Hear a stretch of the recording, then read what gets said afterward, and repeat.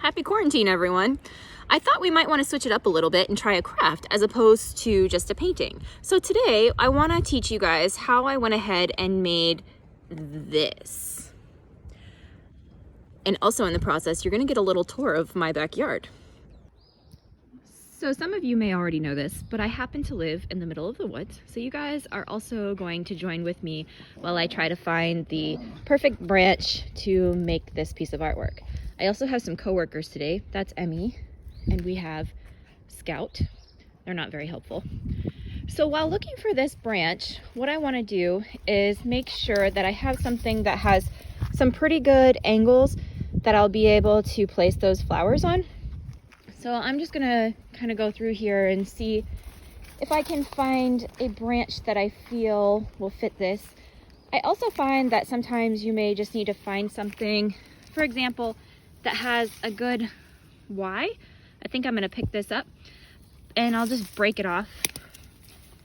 And then I think Scout approves. So we can lay that on there, you kind of get an idea. It sort of matches that one. And then what I might do actually is find another branch like this. So I'll lay this on here. And then I'll just glue them together. So this one is obviously a little bit darker than this other one, but anything will do.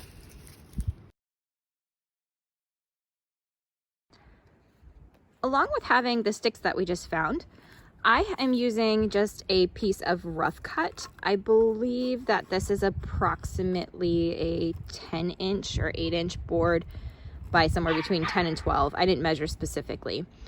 And then you're also going to need hot glue gun. I also recommend like Elmer's or craft glue. And then I'm using a book here for my pages. If you don't feel comfortable with that, you can use newspaper, you can use anything. I also want to point out that if you don't have a piece of random lumber or rough cut, then you could also just use foam board or cardboard. You can get pretty creative with whatever background that you might want for this. All right, so I've gone ahead and got some green paint, and I have what we call burnt umber, just a dark brown, and a little bit of black. I'm actually going to be making this one maybe a little bit lighter than this one since my sticks are a little bit darker this round. So I'm going to go ahead and get a large paintbrush. You could actually go a little bit bigger than what I have here. And if you're using wood, wood soaks up the paint, as you can see, super fast. So it's really important to dip this in water and thin this paint out a little bit and then go ahead and start painting. So what I'm going to do is I'm going to go ahead and paint this entire piece of wood, just light green, and then we'll tune back in. Okay, so I've painted the entire surface of this piece of wood. I'm also going to go ahead and use this opportunity to paint the sides as well. But before this soaks in and dries too much, I'm actually going to go ahead and incorporate a little bit of this dark brown that I have and maybe a little black depending on how I'm feeling. As you can see in this original one, I've incorporated this brown into this teal that I have for this background. So without washing my brush off, I'm going to go ahead and just pick up a little bit of this dark brown, not a lot. As you can see, I'm kind of wiping off the excess on my plate. And then with a light touch, I'm going to start at the very edge, and I'm just going to bring down some brown. Now, as you can see, I can't see that very well. So I'm actually going to go ahead and get a little bit more. This is one of those times where it's better to use less and add more. So I'll go back and get a little bit more and just bring this brown down in to kind of add a little bit of depth, a little bit of texture. I'll go back and get some more, and I'm just going to bring this across the top. Hopefully you guys can see that. Sorry, I'm trying to work outside today. It's so beautiful. Just check this out. I have a little creek behind my house. The sun is shining. No arguments here. I can live with stay at home for a little bit. So I'm going to go ahead and continue with this dark brown. I'm now going to move to the bottom and do the same thing. Kind of bring it up through. This one's going to have a little bit more of a natural look as opposed to the original. But I think I'm going to like it because my stick is a little bit darker. In the past when I've done this, I've had people do purple pink, yellow. I mean, you can do this any color that you want. And as I mentioned, it can be any material. It does not have to be wood. So now that I've gotten this, I think I like that, and I don't believe that I'm going to add any black. I am going to now go ahead and paint these edges, and then I'm going to let this dry, and we'll come back and we'll learn how to finish this product.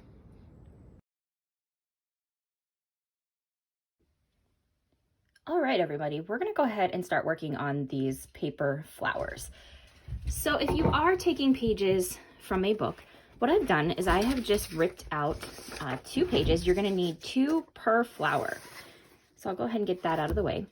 Now each flower has 4 different layers to it. And what we're going to do is we're going to get started with just a single piece of paper. I'm going to take the one corner and I am going to fold it over, and the rough edges where I tore the page out does not matter. So as you can see, I'm just going to fold it over in a triangle, open that back up, fold it over. And then I'm going to take my scissors and I'm going to cut along that edge. So I'm going to go ahead and cut this.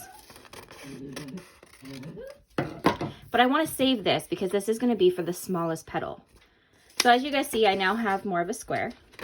I'm going to keep that folded. Then I'm going to go from corner to corner, fold it. And then I'm going to fold one more time and fold it. Now what I want to do is make sure that these open pockets are facing up. That's going to be the top of my petal. And this is the bottom. So I'm going to take my scissors and I'm going to cut just a teeny little snippet off of that bottom. Again, pockets are on the top. And then I'm going to go ahead and draw my petal on here.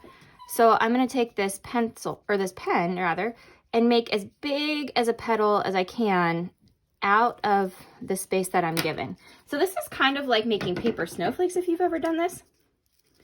And then I'm going to go ahead and cut my petal out. This is going to be for the largest layer on the flower. Now, when I go ahead and open this up, you can see that I have a flower.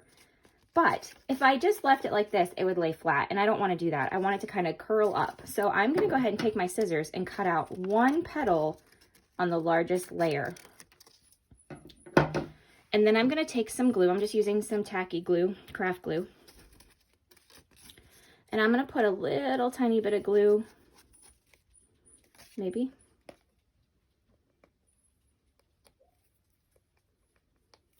We're just going to clean that out a little bit.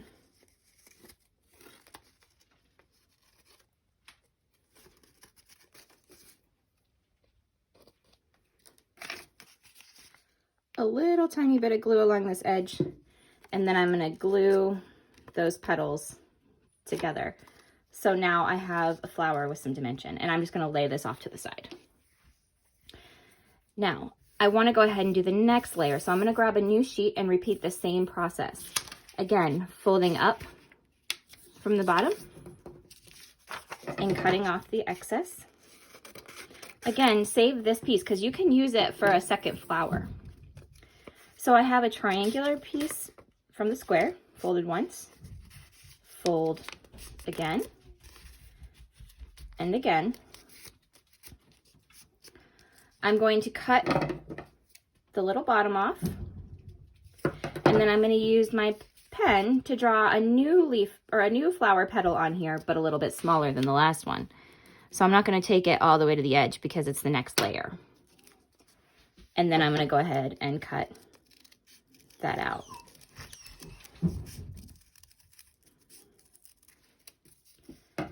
And we'll open it up just like we did the last one.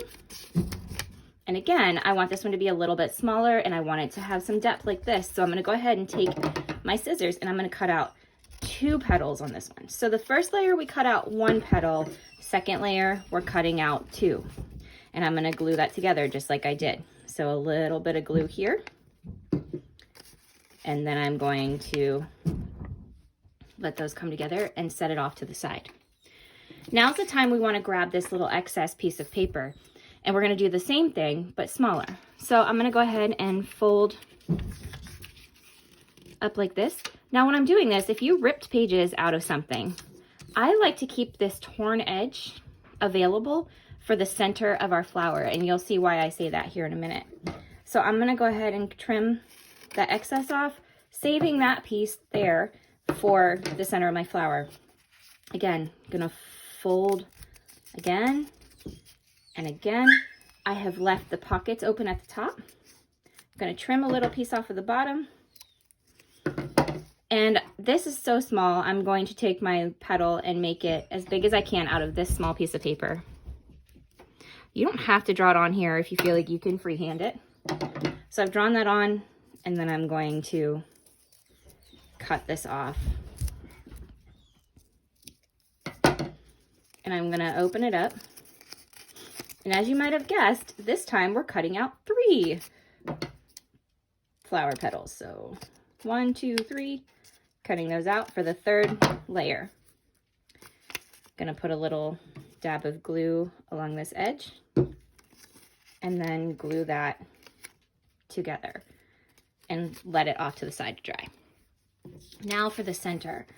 If you guys notice, I have one here that's together but not glued together yet. And see how the middle is spiral-like? So that's what we're going to use this for. And I like to have this rough edge available. All I'm going to do is I'm going to take my scissors and I'm going to cut a thin strip like so.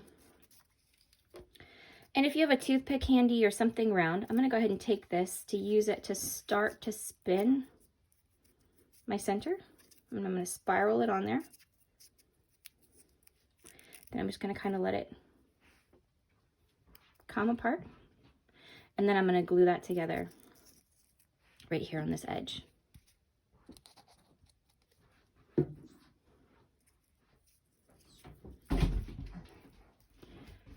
And now I'm going to repeat this process one more time because I want to have 2 flowers on my piece. If you want to have 3, go ahead and put 3 on. All right, everyone, I want to go ahead and discuss now how I went ahead and burnt the edges of this flower. If you don't want to burn the edges, that's totally fine. Just skip this and move on. But for those of you who do, what we're going to do is we're going to grab just a lighter of any kind, and please do this outside. So what I'm going to do is take my lighter and catch each little edge here on fire, possibly. It's super windy out. And then I'll blow it out. And then I'm going to continue to do this to each step. You can be a little systematic in where you want that.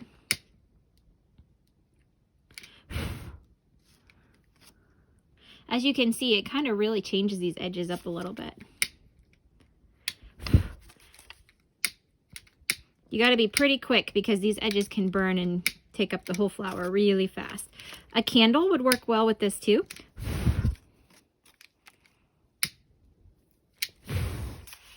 All right, so I've burnt all of the edges and I'm going to work this same thing down to the next 2 layers until I get the finished product. All right, I now have all 3 layers of my flower with burnt edges, so we're going to go ahead and see how to put this together. I'm going to take some craft glue and I'm going to put some around the edges here. I'm going to grab my 2nd layer, put it in, and I want to make sure that my petals are kind of off of the center of each other. And I'm going to start to squish this together. So I'm trying to make my bottom, as you can see, a little bit more flat. So I'm going to squish each one, but the petals are still nice and defined with some shape here. And then I'm going to go ahead and put more glue into this center piece. Again, squish it down, keeping my petals kind of off center of the next one. And then I'm going to go ahead and squirt some glue into the middle. And get my centerpiece that I had, and I want to make sure that the rough edge is up. And I'm going to put that in the middle. Now, I didn't burn the edges of my centerpiece, but you can do that if you'd like. So if you chose not to burn your pieces, that's totally fine. Your flower will just be nice and smooth like this, and you might prefer that look. I've had some people take markers and kind of let the ink bleed around the outside edge of the paper so you can put in some different colors. That's really cool as well. The other thing I want to point out is maybe you want to have 3 flowers, but you want one a little bit smaller. So just take away this layer and you could have 2 layers of a flower with a centerpiece, so you have some different sizes.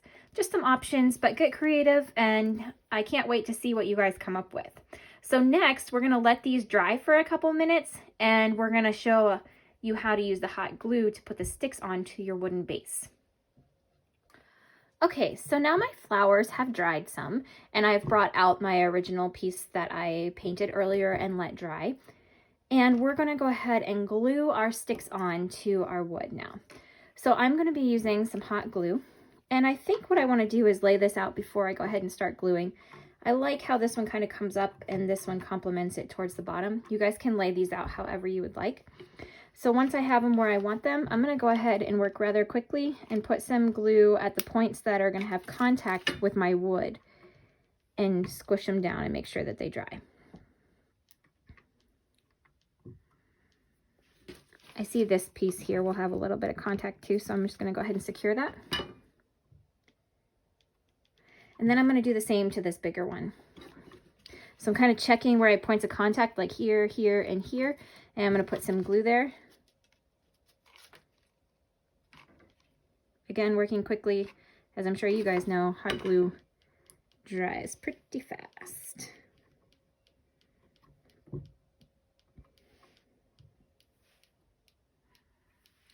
All right, so now what I'm gonna do is I'm gonna bring out my flowers and I'm gonna position them where I think I might want them to be. So I'm kind of leaning towards one here and maybe here. And then I know I talked about that third one, and I actually went ahead and made a smaller one. I just took away the outer layer, so I only have two. And I burnt those edges as well. And I think for this one, I might actually put in a third one. So what I'm gonna do is go ahead and put some hot glue at the base of this flower, especially where we kind of smashed it out earlier, if you remember. So I'm gonna go ahead and put some hot glue there and stick it where I want it. Gonna hold it in place, clean off some of that excess hot glue. Go ahead and glue this one as well. Again, that flat mark that I kind of squished it down earlier. It's also a good opportunity if you have some hot glue seeping behind the branches to hide that a little bit. And then I'm gonna go ahead and add this third one on. Some hot glue, and then hold it down. We now have our finished product. I can't wait to see what you guys come up with, so be sure to share your pictures with me. If you have any questions, please just comment as you're watching this. I'll be here during the scheduled time to answer any questions for you, or feel free to message me on Facebook or through email. I'll be happy to help you with this process. And thanks for watching, guys. Until next time, stay safe.